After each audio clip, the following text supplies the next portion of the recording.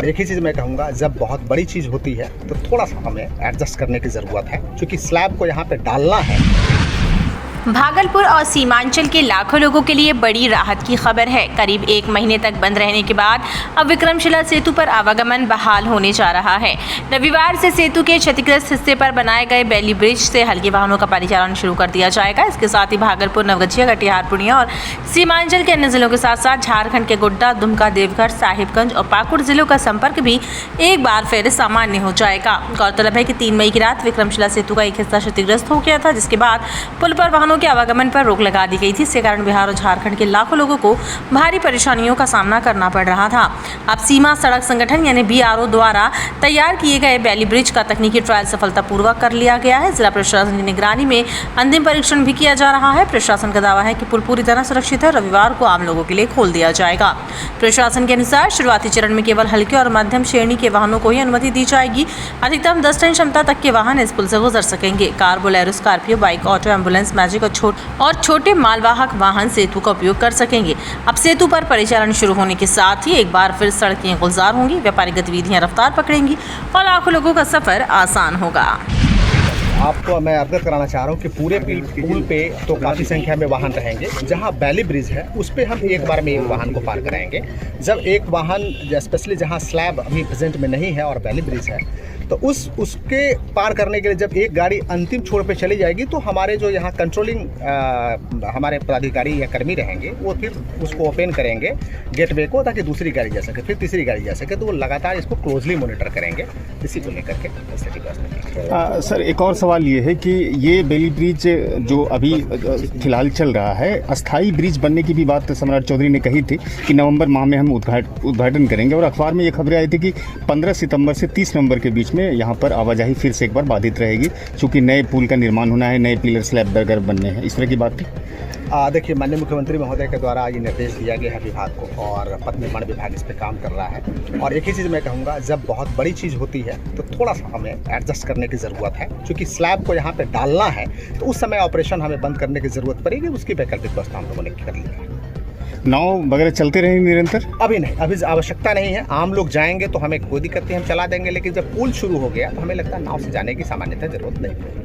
आवाजाही के लिए क्या मालवाहक गाड़ी की जो क्षमता आपने रखी है 10 टन की, बिल्कुल जाएगी, तो वो लगातार चलती रहेगी? लगातार चलेगी, कहीं कोई दिक्कत नहीं।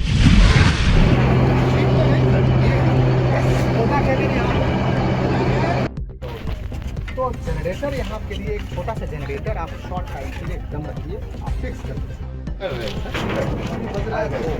ये पॉइंट दिखा देते हैं।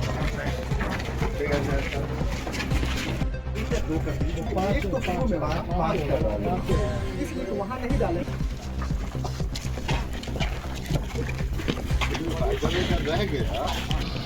आराम से धीरे ही चलेगा ना, धीरे इतनी सी स्पीड, धीरे बहुत धीरे धीरे।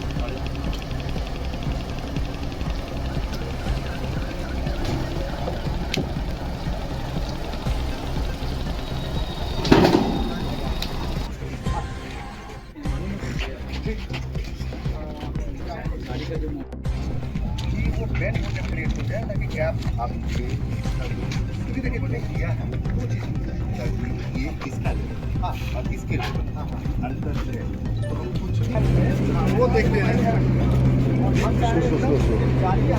उसको वीडियो ऐसा लो कि किसी के कैमरा तब वो वीडियो लग सकता है।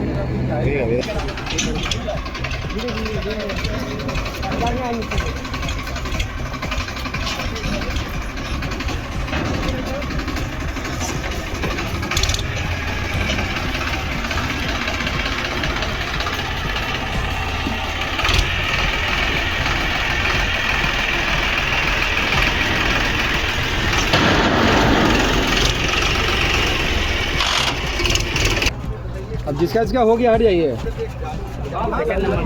हाँ, जो पीछे हो जाएंगे आप गाली, और हमने कहा इनविजिबल हो जाएंगे। नहीं सर, वो मेरा अनुरोध होगा सर से, वो ना कराए।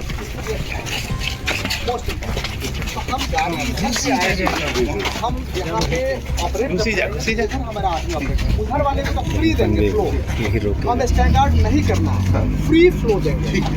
बस समझ रहे, उधर से फ्री फ्लो। हमारा मोस्ट इम्पोर्टेंट कंट्रोल ये इस पे है। बात समझ रहे हैं? इसको इधर शिफ्ट कीजिए, इसका बटन वगैरह है नहीं, फिर भी बटन सिस्टम हाँ बटन वो जब नहीं चलेगा तब मैनुअल बताइए। हाँ सर, वो रिमोट से उठेगा और कुछ बटन